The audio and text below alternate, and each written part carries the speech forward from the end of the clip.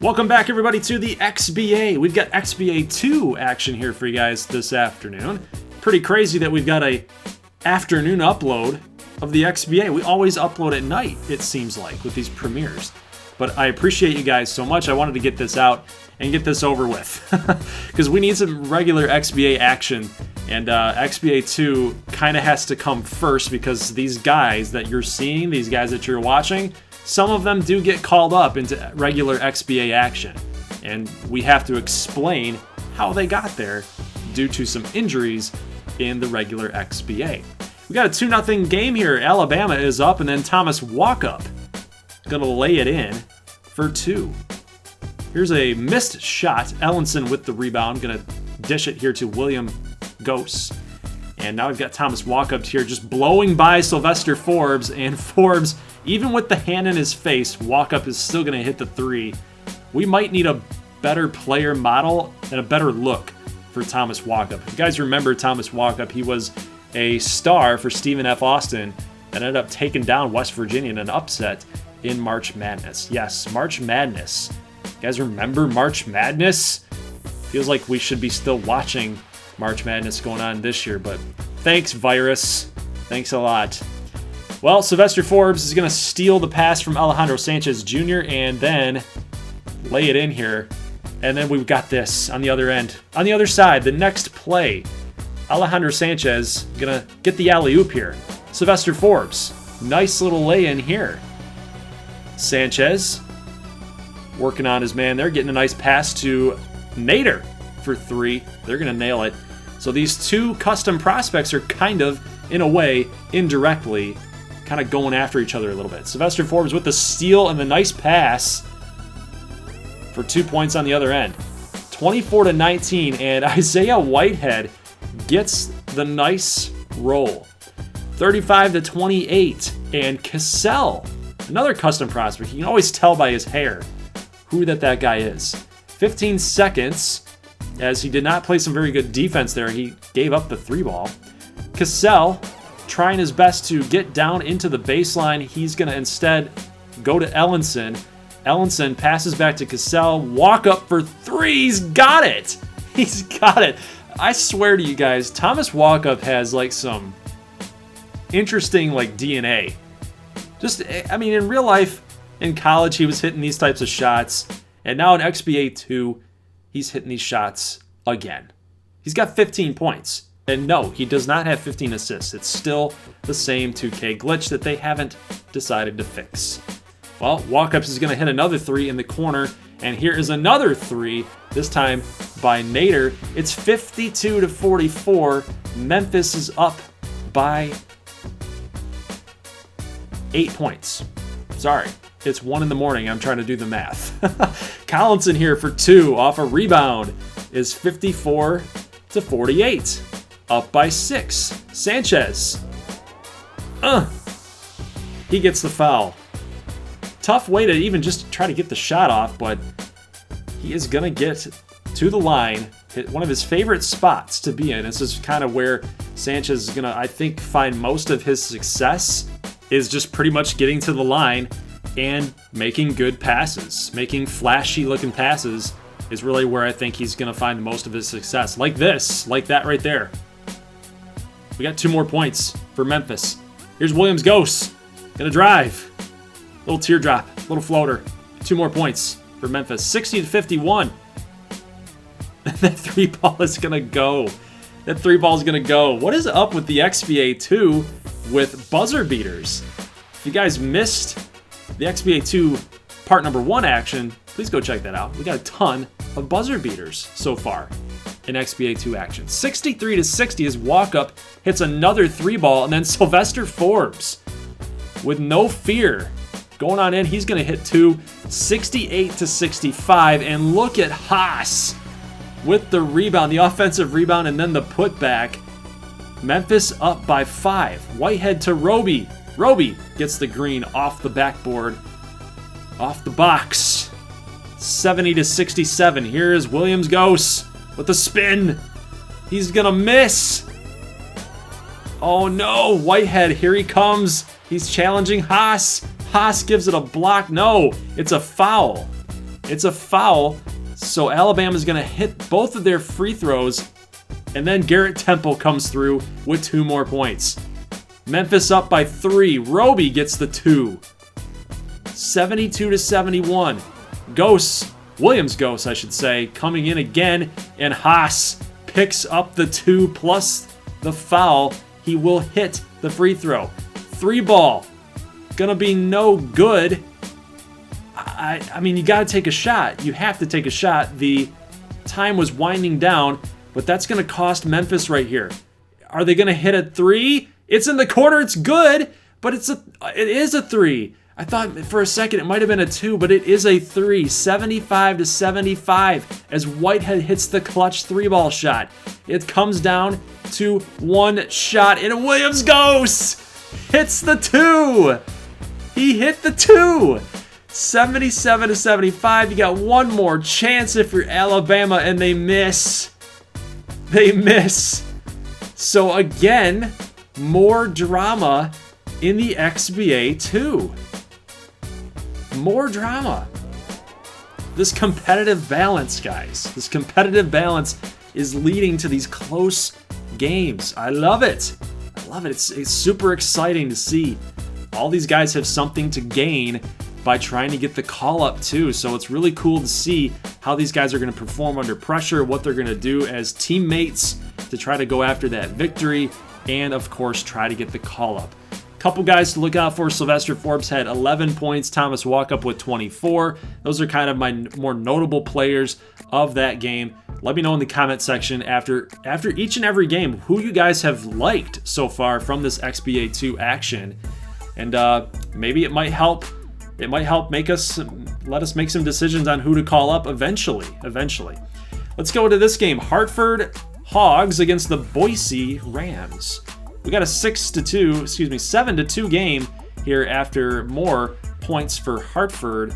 We saw a slam dunk earlier by Sumner, which was really cool to see. But we got Brokoff, and he's been making some plays down low, and that's a really physical play here as we jump towards the half. It's 31-27, and Sumner is I wouldn't say he's the point leader with 8. I think that's just the most stat stuffing or most top performer that they're going to show. Here's Isaac Bonga. Going down low, going to draw the foul. He'll hit both free throw shots here. Here comes Evans, and then Hartenstein going to hit the 3. We have a 50-50 game here going into the mid part of the 4th. Nice pass here, and Brokoff gets the foul on Hartenstein. He's got 9 points so far. Evans, baseline J. Nobody's covering him. 54-50. Let's go ahead and jump from the 4-minute mark to the 2-minute mark. And here's Brokoff with a nice pass to Sumner. He's going to get the 2 to go. Plus the 1. We'll see if he makes it here. This is a crucial spot for Hartford, and they're going to miss. Out comes Boise. Baker, pass to Evans, and Bonga with the block. Bahamute with the rebound, and he's going to take a shot here. A 3, no good. So Boise is losing by 1. What are they going to do here? Are they going to try to set up a 3 to take a 2-point lead, or are they going to stick to the 1-point differential by trying to go for the 2? Let's see what Cody Zeller's got. He's going to drill the 2, and Hartford is visibly upset. They can't understand how Boise's still in this game. This shot going to go. 58-57. Evans with the miss. Here's Martin with the slam. Bonga picks up the foul, and he can't believe it. So instead of a 1-point game, it could be a 2-point game as Martin does hit this free throw. Here's Bonga with a nice pass to Milutinov with the miss. Zeller with the rebound. Here comes Sampson and the Rams. Baker working on Bonga. He's got the 2. 4-point game. Milutinov driving. He flips it behind his back and gets the 2 and the foul. Oh my gosh, you can't do that if you're Boise. You can't do it. Everybody's on their feet in the stands and in the bench. 62-61 as Milutinov makes this free throw, and now you do have to foul, but they are slow to foul, and it's going to cost Hartford a couple seconds possibly. 2-point game as Evans makes this. He gets the green on the very next free throw. They're now up by 3 points. Keep in mind, guys, Boise is 15-1 at this point. They only have one loss, and Brokoff coming through, gets the 2 to go. They are down by 1. Hartford, you got to foul. What are you doing? You're wasting precious time. Oh, dudes. So they foul late, and Evans gets to the line here. He's going to hit the first. That's going to go. It looks like he's confident enough to get this in. He's got it to go twice. They're now down by 3.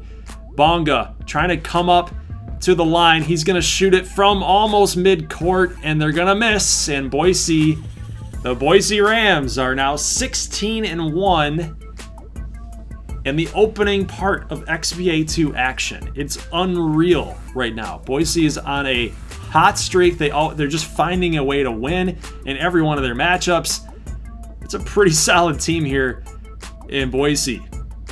Good production, good performance from everybody on their team. Let's take a look at the box score. Hartford played well, and we'll take a look at their box score. But Giovanni Kosum had 10 points.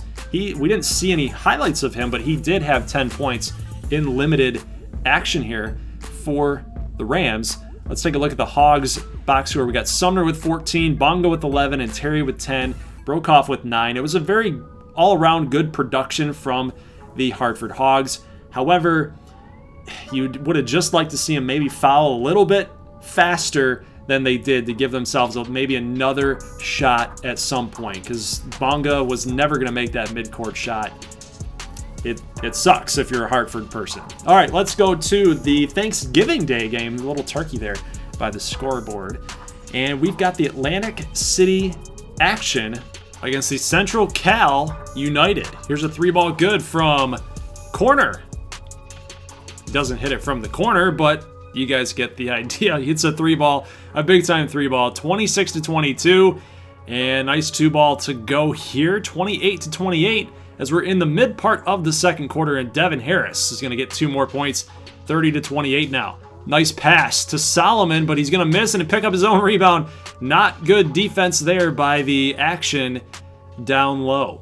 35-28 as Central Cal is kind of swinging this momentum back a little bit. They were down early and starting to come back here. 35-30 as they take that lead. Now pushing it to 37-30. Here's a 3-ball from Bowman. Gonna drill it thanks to the green. The green splash. Here's McKinney with his own green splash. It's gonna be 40-33. Jump a little bit further. Here's Lemon Jr. Plus we got a foul underneath the basket, but that does not have anything to do with the shot, so that's going to count and go in. 42-38, and here is Majeri for 2. Got it. 44-38 now, guys, and they've got one last shot. Do the action, and they don't take it. They didn't shoot their shot, guys, and they're going to be down by 6 going into the second half. Look at the field goal percentages, guys. 63% for the United. That's crazy. It's absolutely crazy right now. There's no wonder why they're leading here, and they're shooting well from beyond the arc as Horton Tucker's going to drill another 3. Here's Bowman with the off-balance shot. He's a pretty nice player. I might think about trying to trade for Bowman if I'm the St. Louis Arrows. Here is Stanislav Floka. We haven't seen Stanislav Floka in any highlights so far, but he's starting to come out. Here's a slam dunk by Stanislav. That's really nice to see. And then again, Stanislav down low getting the green. Kind of cool to see him with that green/yellow and white. He looks just like he did out in the EuroLeague with Panathinaikos. Am I right? Or am I right? 58-46. Let's jump to the fourth quarter, guys. 66-58. Matthews gets the 3 to go. 69-58. Alkins gonna hit the 2. Make it a 9-point lead. Jump a little bit further. It's a 12-point lead. Central Cal is just dominating right now. Solomon gets the foul. He'll pick both of them up. And this game is over. Final score, 79-67. It's a 12-point lead when we saw the foul, and it ended up being a 12-point margin of victory for the Central Cal United. Let's take a look at the box score for these two teams, and we'll see that 12 points for Alkins, 11 for Lemon, and 10 for Duval. Everything else was just not there. Offensive output was just not there. We saw Hassan Saka get some minutes, only with 2 points though, and the United just destroyed them. When you lose by 12 points, I'd probably think that's on the verge of being destroyed, especially in basketball. Like, you lose by 12, you lose by 20. It's like that range, that 12, 15 to 20 range. You're getting beat pretty bad. You're getting beat pretty bad, especially with the kind of the competitive balance that we see in the XBA and in the XBA 2. I'd say that's on the verge of a blowout. I would debate that that's a blowout. Let's get into this game here. We got the Virginia Voltage against the Fort Wayne Ninjas. Two really cool team names. I hope you guys like their uniforms in action. And by the way, you saw at the very start of this, the 5-2 and 6-2 record. That's not true.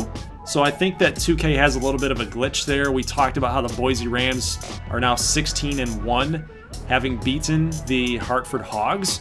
That's actually how many games that they played. They've played about 17 to 20 games so far. So just keep in mind that that's probably going to be a recurring thing as we talk about XBA 2 action if we show that highlight, or if the standings are shown at any point during XBA 2 action.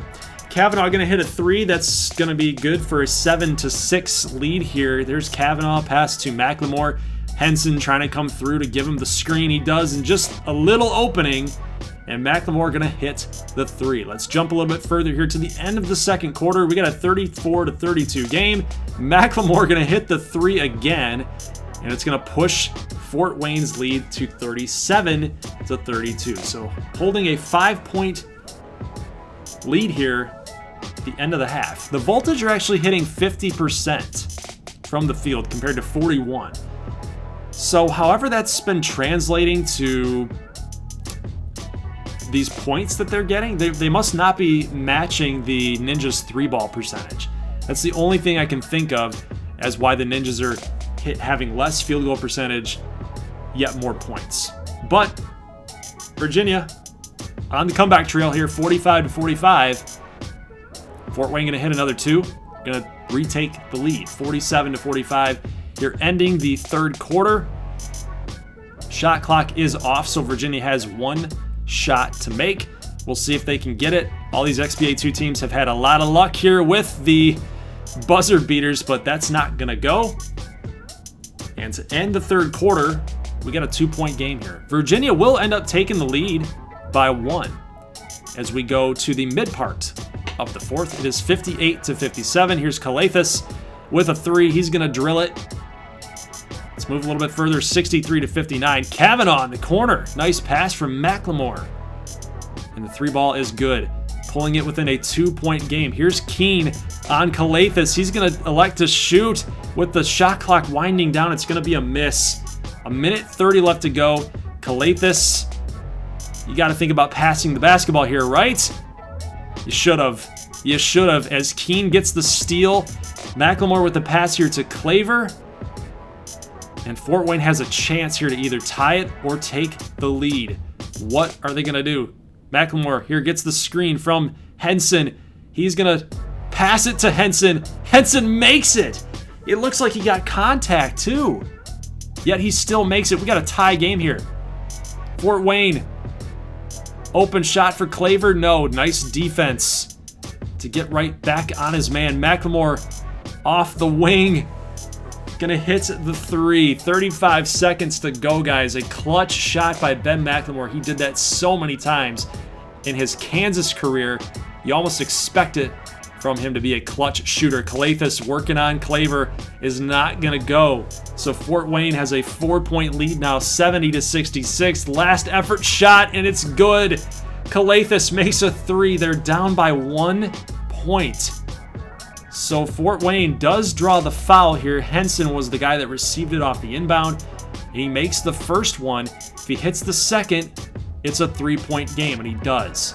He does. So Virginia has no more timeouts. It looks like they're going to have a half-court shot, and Calathis misses.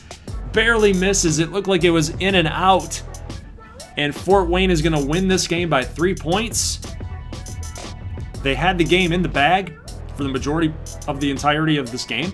So I'm not surprised that they pull off the W, but I am kind of surprised at the comeback that Virginia had in this game. So they showed some fight, they showed some willpower, and they did. They came back, and they came back in style. 24 points in the fourth quarter. They were right there the whole way. They hung in there against the Ninjas, but unfortunately, it's a loss nonetheless. Bruno Versace actually got in for Fort Wayne, and he scored 2 points. He scored 2 points, so that's not too bad for him. Just getting about 7 minutes by the looks of it. Let's go to this game. We got the Iowa Mocs. This is our last game of the day. The Iowa Mocs against the Oklahoma City Buzzards, and they're the St. Louis Arrows affiliate. And I know that because I'm looking at my boy here, EJ Sanders, out of North Carolina. Nice job, EJ, to get the steal. He's a very well-rounded player, and that's really why I liked him coming out of North Carolina. He's not afraid to drive, which is something that we kind of need. I know we need some offensive presence on the outside game as well, but EJ fits with what we're trying to do with our basketball club, with our basketball team, our squad. Look at Sanders one more time. Like, again, he's not afraid to getting down low and getting dirty. He's like a poor man's Apollo St. Patrick. I'm just going to say it. And I don't mean any offense to EJ, but that's kind of what your game reminds me of. He likes to get down low, and he likes to score easy buckets. He'll hit the three every now and then, but that's the majority of what he likes to do. We got a 38-30 game here. Iowa's going to hit this three ball. And guys, that was a really short highlight reel because Iowa never really let the game get away from them. They never let the game get away from them, and that's going to be your final score, 72-61. That was a very, very quick, very quick highlight reel for OKC in Iowa, but yeah, there just wasn't a whole lot to show. Oklahoma City just did not really do a whole lot. And, scoring 61 points is pretty bad. It's pretty bad in XBA 2 action. But EJ Sanders, he did his thing. And we'll take a look at the Mocs scoreboard here. Anton Seeger actually is right near the middle there with 5 minutes and 6 points. He got 6 rebounds, so he contributed in a big way. But Green was the man. 21 points, 8 of 19, 5 of 12 from three-ball land. And then Thomas pulled his weight with 19 points in 18 minutes. Crazy, crazy. So between those two guys, the dynamic duo, they shot down the Buzzards, and it wasn't even close.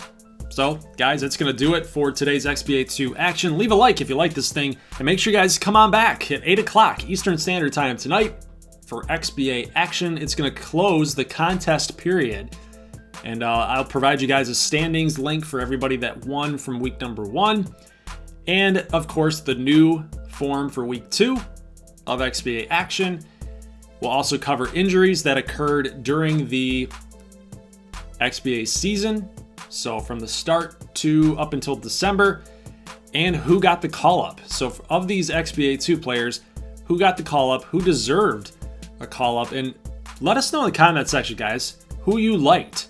Who are some players from these highlights and even the box score that you were kind of impressed by? Now, our call-ups might not be the guys that you think that their respective teams should call up, mostly because of positional depth and injury, whoever is injured on those XBA teams. But just let us know for future reference, because then we'll have to monitor those players and see if those guys continue their hot streak and continue what they're doing down in XBA 2. So we'll keep an eye on them. We'll kind of put that stamp on them and say, you know what? Our viewers really like this guy. We're going to have to keep an eye out on him and see how he does during XBA 2 action as we go forward. So guys, leave a like if you like this thing, and I will see you at 8 o'clock tonight for XBA action. As always, peace.